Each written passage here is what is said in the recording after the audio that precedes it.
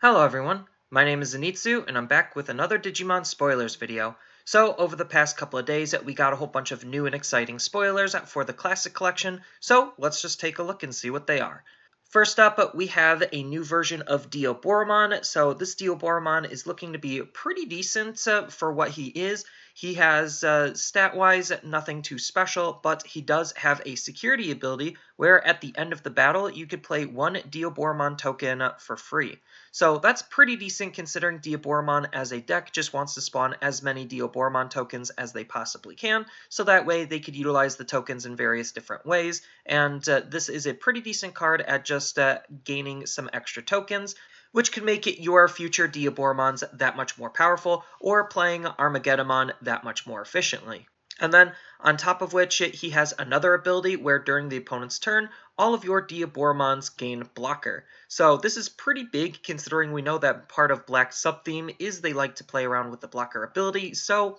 now that we have a Diaboromon that could give all of our other Diaboromons blocker is pretty decent, especially since we know we could create a whole bunch of tokens, and then all of those tokens will also gain blocker, so I definitely think this is a pretty interesting card to be playing around with. Now, is this a 4 of in the Diaboromon deck? Probably not. This is probably like a good splash or support 1 or 2 of, but I definitely really like what this card is doing, and I definitely think this card is a pretty decent card to play around with.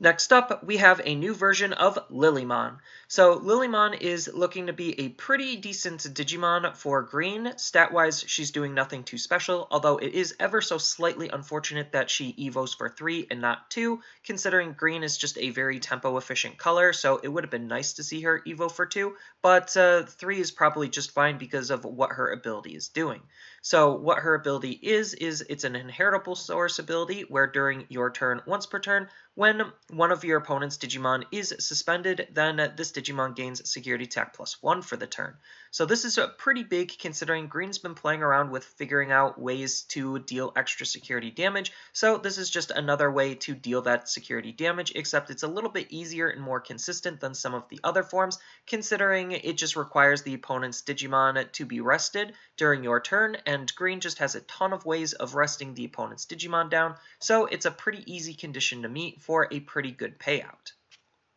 Next up, we have a new version of Gabumon. So this Gabumon is looking to be almost the exact same thing as the Agumon that was previously spoiled. So what it's doing exactly is it has a nice inheritable ability of when attacking once per turn, you get to reveal the top 3 cards of your deck, add 1 Tamer card or 1 Digimon with Gabumon in its name and put it into your hand, and then the rest go to the bottom. So this is just a pretty decent card overall to just help dig for your Tamers or other Digimon with Gabumon in its name, which there's a decent number of Gabumons and a lot of them are pretty decent. Obviously the big one is supposed to be Matt and Gabumon Bond of Friendship, because the Garurumon that he generally will Digivolve into has this nice inheritable ability where you get to play 1 Tamer with Matt from your hand for free. So that's kind of like the whole intended synergy, is one supposed to dig it out, the other supposed to play it, and then you could easily go into Bond of Friendship right afterward. So I definitely really like what these cards are doing, and I definitely think these cards are going to be very powerful and played in their respective decks,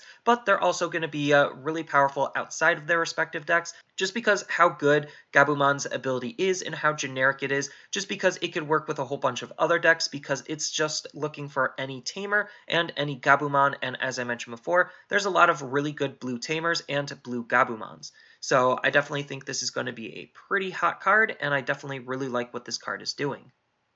Next up, we have a new Imperialdramon Dragon Mode. So this is looking to be a pretty decent card just because it's a little bit more generic compared to the other two, where it doesn't require necessarily as much synergy to make it work where the other two kind of do, but regardless, with the intended synergy, I definitely still think this card is really powerful. Stat-wise, he's a little bit weaker than the others, but again, the weakness is coming from the consistency, so even though he only has 11,000 DP, he just naturally evos for 3 on blue or green, where the others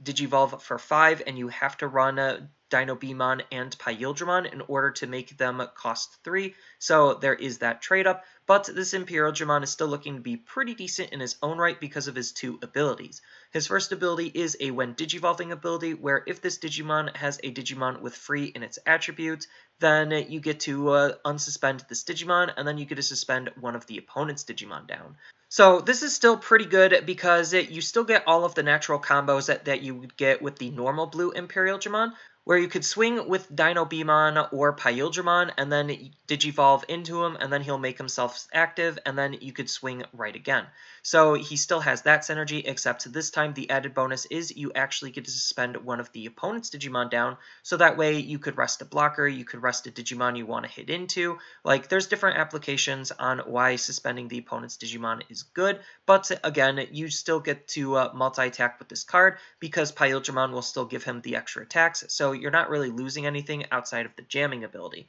But without the jamming ability, you do get the ability to suspend the opponent's Digimon, which is still pretty decent. And again, this card could work in more things than just Imperialdramon, just because it's only referring to the free attribute, and it's not specifically locked to Dinobemon or Imperialdramon. So that's pretty decent there. And then on top of which, he has another ability where during your turn, for each card with a different color in its Digivolution source, this Digimon gets plus 1000 DP. So this type of ability rewards creative stack building and creative deck building, just because the more different colors you could figure out ways to fit underneath him, the stronger he's going to get. And even though he's just a really good card to go with Dinobemon natively, just because Dinobemon is an easy 2 if you're playing in a mono blue deck, then he's still going to be at 13, which is pretty good, especially since you get to suspend one of the opponent's Digimon down, so you could even attack into the opponent's Digimon. Or at worst, you could swing into their security again with 13, and it's just looking to be a pretty powerful effect. On top of which, because of this ability, he's just naturally going to be 12 anyway, so it's not like him naturally being at 11 means that much, even though it does slightly, just because he will be 11 during the opponent's turn. He'll be at least 12, if not bigger, on your turn, and that's still just pretty decent. So I definitely really like what this card is going to be doing, and I definitely think he's going to be played in some really interesting ways, and he's going to have some really interesting builds thanks to him.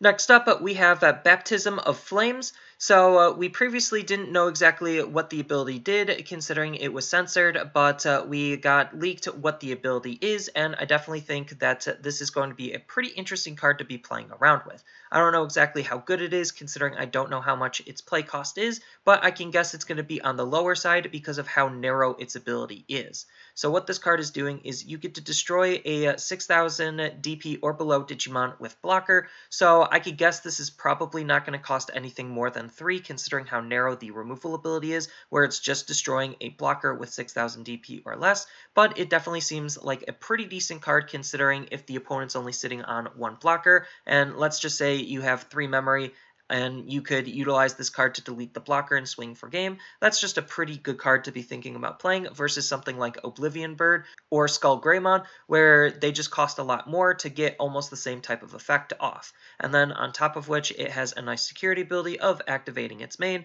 and because of how narrow this ability is, sometimes it won't even activate in the security, which I definitely like a little bit more risk reward to my security abilities, and instead of them just being big hard removal cards that just activate in the security as their main anyway, I definitely like what this card is doing. So even though I don't necessarily know how good this card is going to be in the long run, again, because I can't exactly see its play cost, I definitely think this is a good card to think about experimenting around with and seeing where the meta develops, and this card could be a pretty good tech card to think about utilizing. Next up, we have Ice Wall. So I probably should have mentioned that Baptism of Flame is going to be a red option card. Ice Wall is going to be a blue option card, and in case you couldn't exactly see clearly their initial art, I did grab the original card from the original card game in order to give like a good side-by-side art comparison. But what this card is doing is it's a pretty decent card at de-incentivizing the opponent from using their Digimon to attack, because its main ability is all of the opponent's Digimon gain the when attacking ability of losing 2 memory. So this is just pretty okay, considering it just, again, turns off the opponent's want to attack, because every time they're going to attack, they're going to lose 2 memory, and you could utilize this in some really interesting ways, where if they're just playing a big flood strategy, then this really just turns off their want to attack, and it really limits how many attacks they can make, and especially on Digimon with multi-attacking, this is pretty good because this isn't a once per turn when attacking ability, so every swing that they make with that one Digimon, they're going to be losing 2 memory, and if we could assume that they're going to be at 3 memory, then they're only going to be getting 2 attacks off at most, unless they have a way of gaining more memory. So I definitely really think this card is interesting on how you could utilize it and what this could be used for and against, and then on top of which it has a nice security ability of being like a Hammer Spark and gaining you 2 memory. So it's just a pure raw memory manipulation card that just turns off the opponent's want to attack while potentially gaining you some additional memory. And I definitely think this is going to be a pretty interesting card to be playing around with. This definitely does seem more like a tech card, or if there was a sideboard in Digimon, this would definitely seem like a really good sideboard card, but we'll see how this card actually plans out and how it's actually going to be used, if it's going to be used at all.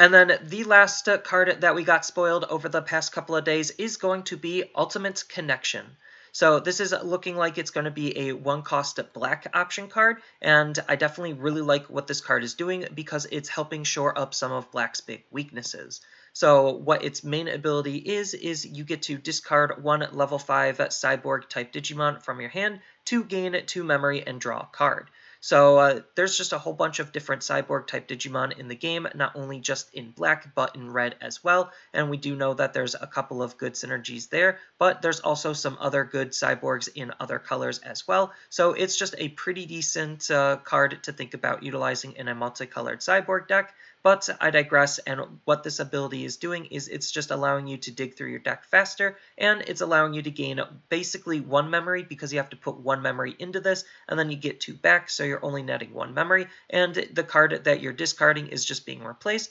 which, depending on the type of deck, it could be a good or bad thing, just because cycling is really good, making sure that you could get the cards that you want to see more consistently. And then it has a nice security ability of activating its main, so its main ability triggering on the opponent's turn is pretty interesting, considering it is just gaining you 2 memory, so this is almost like Black's Hammer Spark in security, on top of which it's still just allowing you to cycle and draw, which is, again, pretty good, and Black, not necessarily having the best form of draw or memory management, definitely needs a card like this, and I definitely think a card like this could spawn some really interesting decks and really interesting ways that people want to be building, with more subtyping like Cyborg, Free, and all that other stuff.